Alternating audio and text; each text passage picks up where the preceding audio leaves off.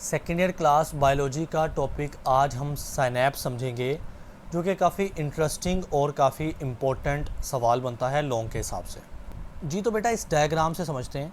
देखिए ये एक न्यूरॉन है और ये जो है ये उसका एक्सोन जा रहा है और यहाँ पर उसके एक्सोन टर्मिनल हैं, यानी एक्सोन एंड हो रहा है। ठीक है, अब ये एक्सोन टर्मिनल आ गया और यहाँ पर दूसरा न्यूरॉन है जो कि अपने डेंड्राइट्स से शुरू हो रहा है। तो ये मैंने ज़्यादा ही गैप बना दिया है। बहरहाल पहले इसको फर्स्ट न्यूरॉन कह लेते हैं। तो पहले न्यूरॉन के जो एक्सोन टर्मिनल हैं, यानी जहाँ पे उसका एक्सोन एंड हो रहा है, और जो सेकंड न्यूरॉन है उसके जो डेंड्राइट हैं उनके दरमियान बेटा ये जो गैप है सारा का सारा, इस गैप का नाम होता है साइनैप्स। ठीक है, या फिर ऐसा भी होता है कि ये जो एक्सोन है ना, अगर ये आखिरी एक्सोन हुआ तो, या आखिरी न्यूरॉन हुआ, इसके बाद कोई इफ़ेक्टर सेल आएगा। इफ़ेक्टर यानी कोई मसल का सेल आ जाए या ग्लैंड का सेल आ जाए, जो कि हमें पता है क्या होते हैं, इफ़ेक्टर होते हैं। तो उस न्यूरॉन के एक्सोन टर्मिनल और उस सेल के दरमियान अगेन बेटे गैप आ गया, जिसको हम साइनैप्स बोलेंगे। तो साइनैप्स बेसिकली गैप होता है दो न्यूरॉन के दरमियान या एक न्यूरॉन और एक इफ़ेक्टर सेल के दरमियान। अब आप देख रहे हैं कि ये जो गैप है, इसका मतलब कि ये न्यूरॉन या सेल या दोनों न्यूरॉन्स ये डायरेक्टली कांटेक्ट में नहीं होते, दरमियान में गैप होता है। अब वो जो गैप है ना, उसमें एक फ्लूइड फिल्ड स्ट्रक्चर होती है, यानी उसमें फ्लूइड फिल भरा होता है। फ्लूइड जो है ना वो फिल होता है, भरा होता है। तो इसको बोलते हैं साइनेप्टिक क्लेफ्ट। साइनेप्टिक क्लेफ्ट, ठीक है। क्लेफ्ट का मतलब ही क्या होता है, एम्प्टी, खाली जगह। सो ये आपको मिलेगा साइनेप्टिक क्लेफ्ट। कहता है there is a fluid filled gap between them known as the synaptic cleft. जी तो बेटे अब हमारे पास ये अगर दो न्यूरॉन वाली मिसाल है ना, पहले मैं इसको क्लियर करता हूँ। देखिए अगर साइनैप्स बन रहा है दो न्यूरॉन के दरमियान, तो जो साइनैप्स से पहले न्यूरॉन है ना, ये पहला न्यूरॉन, यानी उसका नाम होता है pre synaptic neuron. Pre synaptic neuron, ठीक है। जबकि जो न्यूरॉन बाद में आ रहा है, यानी साइनैप्स के बाद है, उसका नाम होता है post synaptic neuron. Post synaptic neuron उसका नाम रखते हैं हम। तो यहाँ पर आपको मिल जाएगा प्री साइनेप्टिक न्यूरॉन और पोस्ट साइनेप्टिक न्यूरॉन। अब बेटे जो साइनेप्टिक नोब होता है ना, वो क्या चीज़ होती है, बात को गौर से समझना। जब एक न्यूरॉन का जो एक्सोन है उसका जो टर्मिनल होता है ना, अगर मैं इस छोटे से हिस्से को जूम करके बनाऊं, छोटे से हिस्से को, तो ऐसे जा रहा होगा एक्सोन का टर्मिनल और फिर वो ऐसे लास्ट पे ऐसे गोल स्ट्रक्चर होगी। और ये जो इस तरह गोलाई में स्ट्रक्चर आई ना, इसको बोलते हैं हम साइनेप्टिक नोब।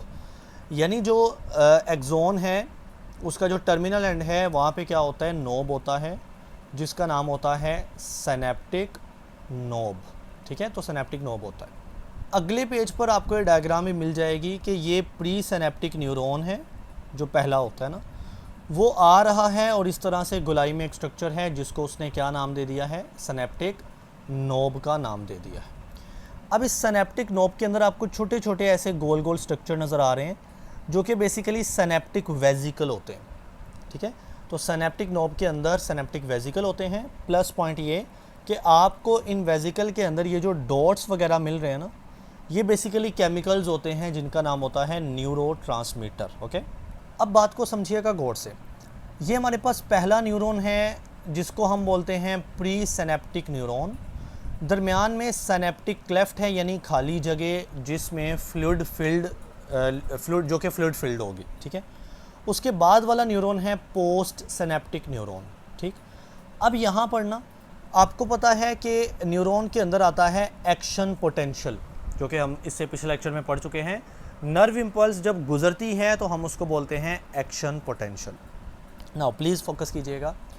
जो एक्शन पोटेंशियल इस प्री साइनेप्टिक न्यूरॉन में आ रहा है, क्या वो इस साइनेप्टिक क्लेफ्ट के गैप को क्रॉस कर सकता है? कभी भी नहीं, क्योंकि ये एक्शन पोटेंशियल मेम्ब्रेन के अक्रॉस पैदा होता है।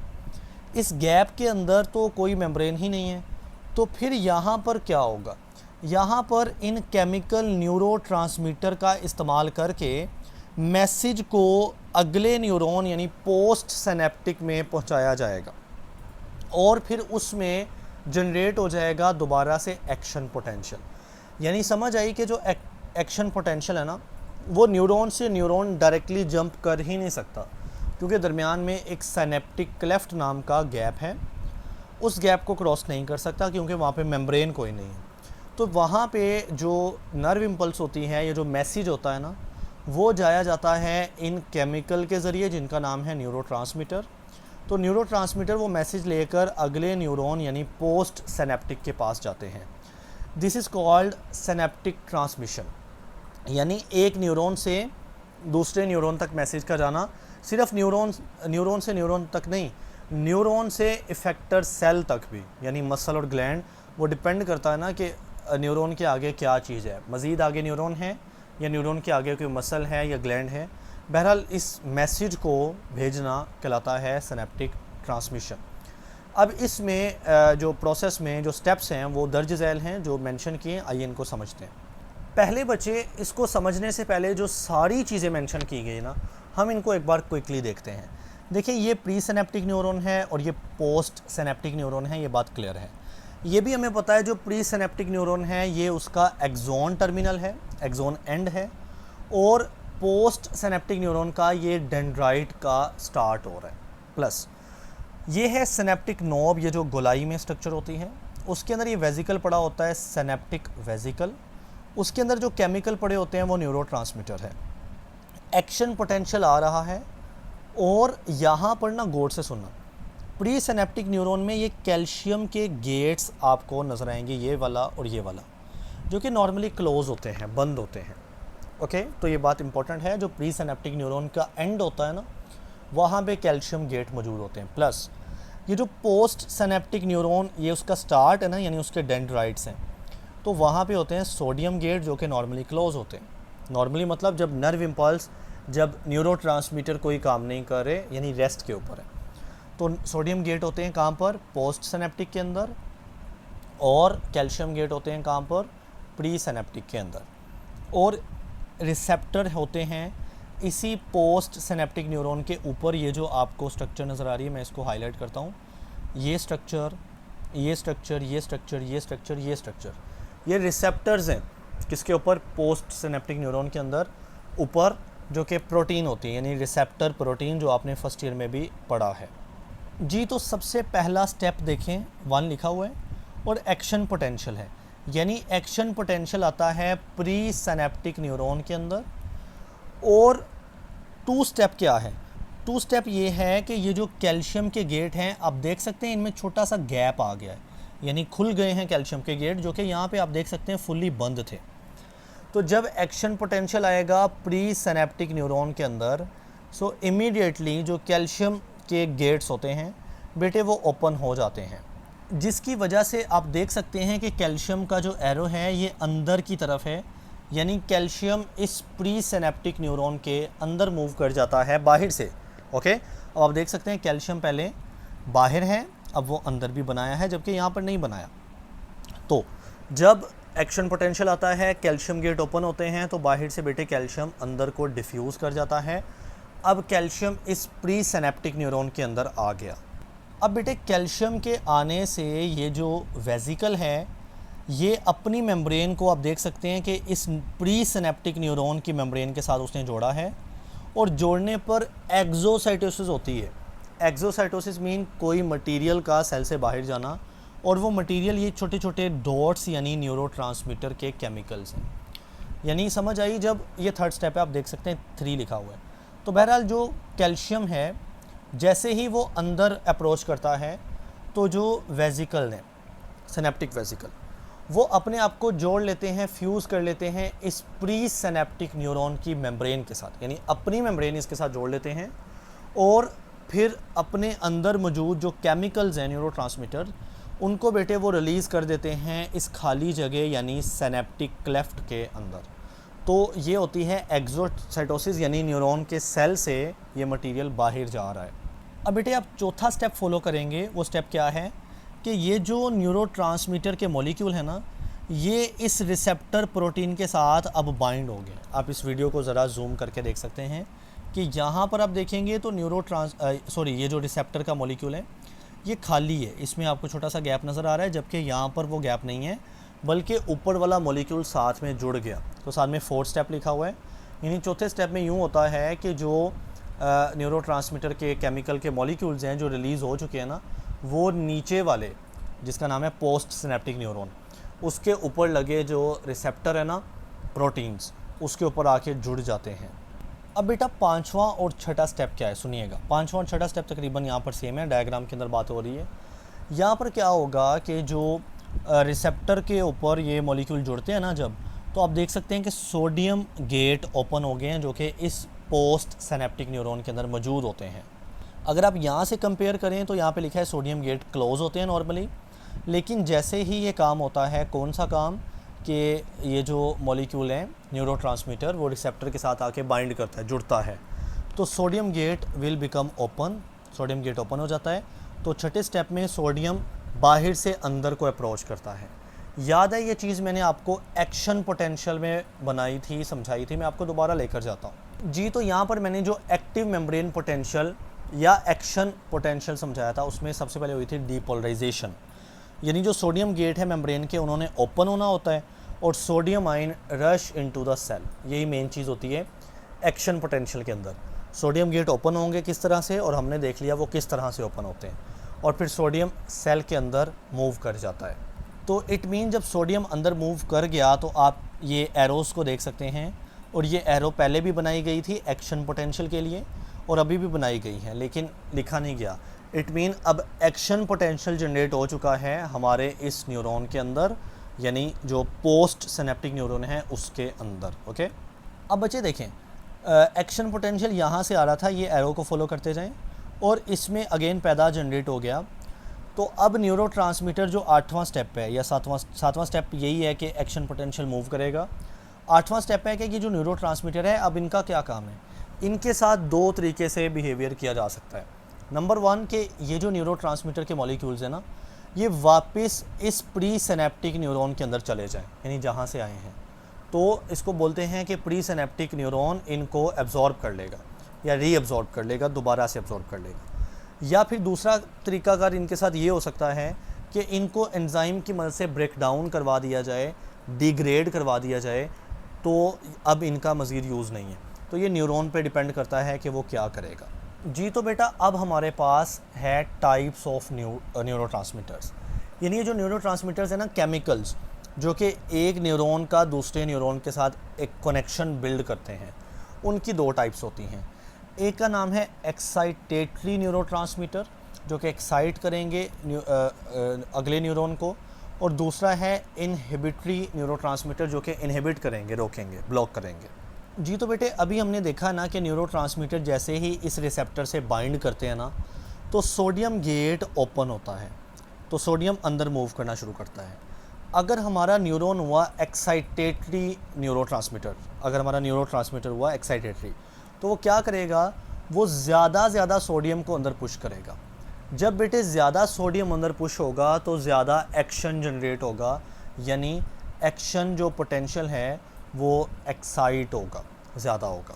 तो एक्साइटेटरी न्यूरोट्रांसमीटर क्या करते हैं, इन सोडियम गेट को ज़्यादा ओपन करते हैं, ज़्यादा सोडियम रश होता है यानी मूव करता है सेल के अंदर, न्यूरॉन के अंदर, जिसकी वजह से जो एक्शन पोटेंशियल है वो एक्साइटिंग होता है, मीन स्ट्रॉन्ग होता है। और जो इनहिबिटरी हैं, पहले हम डेफिनेशन देख रहे हैं, ये न्यूरोट्रांसमीटर बेसिकली डिक्रीज़ करते हैं chance of transmission of nerve impulse to the post synaptic neuron, यानी जो बाद में आने वाली न्यूरॉन है ना जिसका नाम है पोस्ट सिनेप्टिक न्यूरॉन, उसमें नर्व इम्पल्स को मूव करवाना वो थोड़ा डिक्रीज़ करते हैं, कम करते हैं। अब बेटा ये देखें इन्होंने क्या करना है, जिनका नाम है इनहिबिटरी न्यूरोट्रांसमीटर, इन्होंने क्या करना है, बात को गौर से सुनना। हमने पढ़ा कि ये जो पोस्ट सिनेप्टिक न्यूरॉन है ना, इसके अंदर होते हैं सोडियम गेट, साथ ही यहाँ पर एक और गेट होते हैं जिसका नाम होता है chlorine gate, Cl negative gate, ठीक है।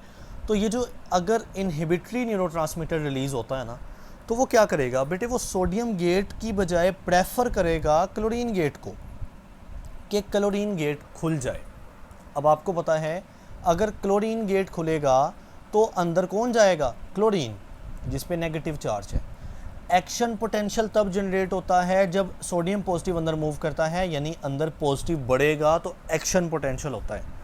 लेकिन अगर इनहिबिटरी न्यूरॉन आया, इनहिबिटरी न्यूरोट्रांसमीटर आया सॉरी, तो उसने क्लोरीन गेट को ओपन करना है, लिहाजा अंदर क्लोरीन मूव करेगा जिस पे नेगेटिव चार्ज है, और अंदर नेगेटिव चार्ज वाला क्लोरीन जब जाएगा तो एक्शन पोटेंशियल इनहिबिट हो जाएगा, रुक जाएगा, क्योंकि एक्शन पोटेंशियल तो तब होना था ना जब सोडियम पॉजिटिव यानी पॉजिटिव चार्ज वाली स्पीशी अंदर जाएगी।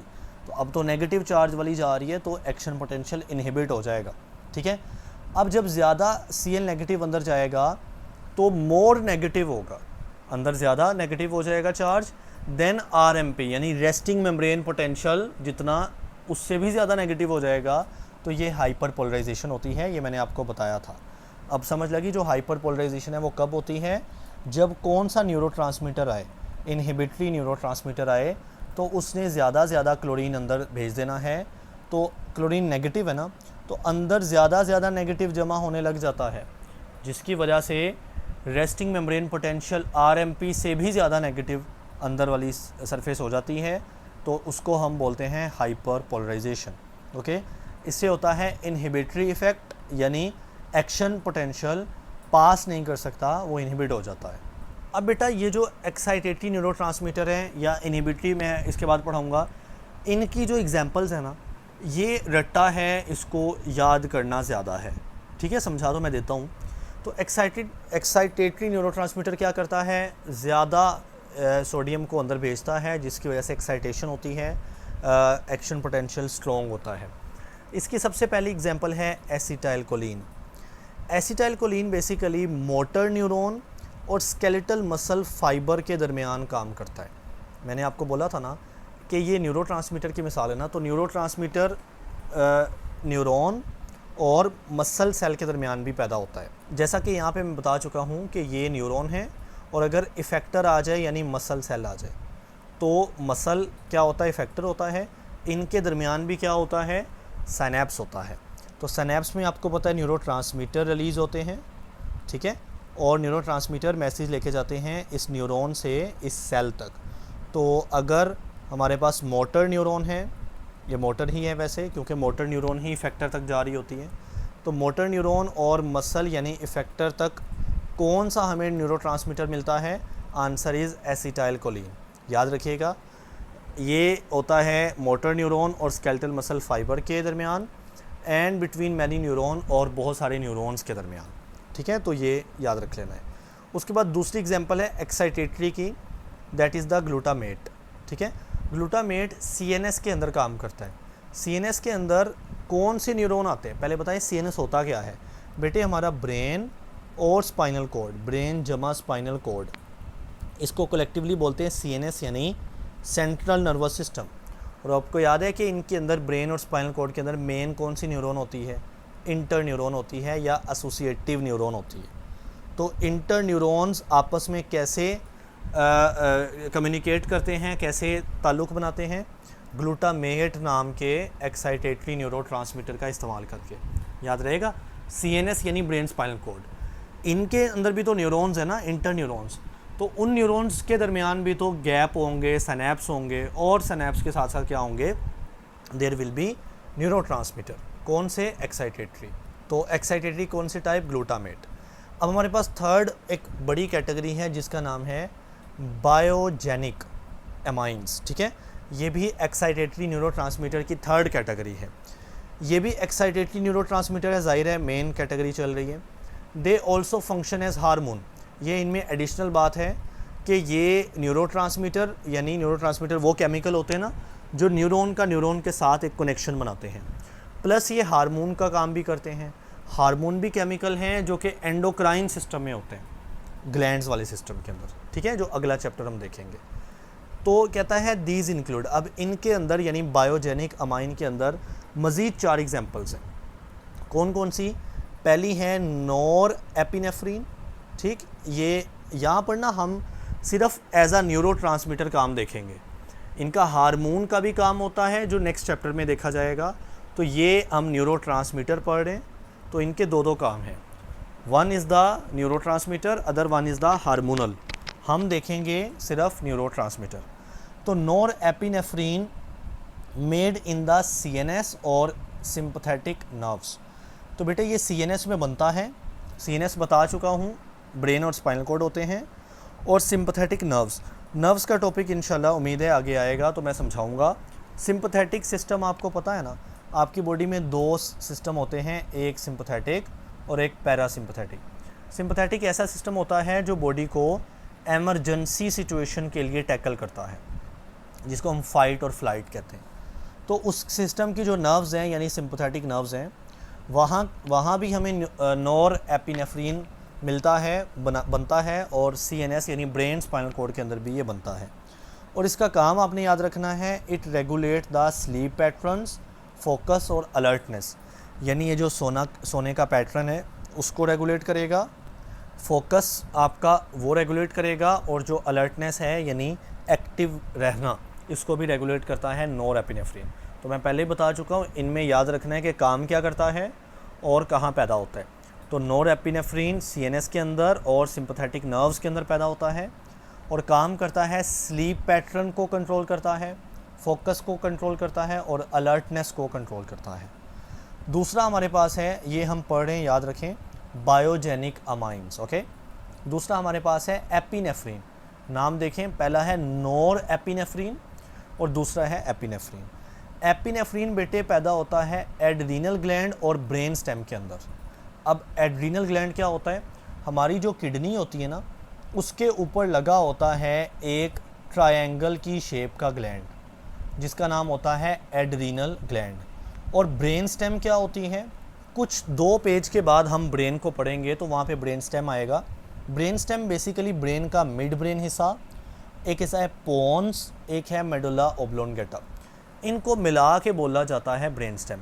तो इन दोनों जगहों पर यानी ब्रेन स्टेम के अंदर और एड्रीनल ग्लैंड किडनी के ऊपर लगा होता है ना, इन दोनों में पैदा होता है एपिनेफ्रीन नाम का बायोजेनिक अमाइन न्यूरोट्रांसमीटर। ठीक है, तो नोर एपिनेफ्रीन कहाँ पैदा हो रहा था, CNS यानी ब्रेन स्पाइनल कॉर्ड और सिंपथेटिक नर्व्स के अंदर, जबकि एपिनेफ्रीन कहाँ पे पैदा हो रहे हैं, एड्रीनल ग्लैंड और ब्रेन स्टेम के अंदर। It plays a role in the sleep, दोनों का काम यहाँ पर तकरीबन सेम हो गया, वो स्लीप के पैटर्न को रेगुलेट करता है, और यहाँ भी आप लिख सकते हैं कि इसका रोल होता है स्लीप में। इसके अलावा स्टे अलर्ट, ये भी दोनों का काम सेम है कि ये भी अलर्टनेस कोज करता है और ये भी अलर्टनेस कोज करता है। ये एज अ न्यूरोट्रांसमीटर बात हो रही है, हार्मोन्स बाद में करेंगे। बहरहाल आगे मूव करते हैं। थर्ड हार्मोन है डोपामीन। ये काफ़ी ज़्यादा आपने सुना होगा, इसका नाम आपने सुना होगा, या कुछ साइंस वीडियोज़ या व्लॉग्स में आप सुनते हो जो डॉक्यूमेंट्री टाइप होती है। ये एक न्यूरोट्रांसमीटर है जो ब्रेन में होता है, याद रहेगा। डोपामीन कहाँ पे होता है, ब्रेन के अंदर। ये सबसे पहले बॉडी की मूवमेंट को कंट्रोल करता है, बॉडी जो मूव करती है, बॉडी के पार्ट्स मूवमेंट करते हैं, वो कंट्रोल करता है डोपामीन। और जो आपने नाम सुना होगा वो प्लेयर्स रिलेटेड टू मोटिवेशन है, यानी जब मोटिवेशन होती है उस दौरान जो प्लेयर आती है वो डोपामीन कॉज करता है।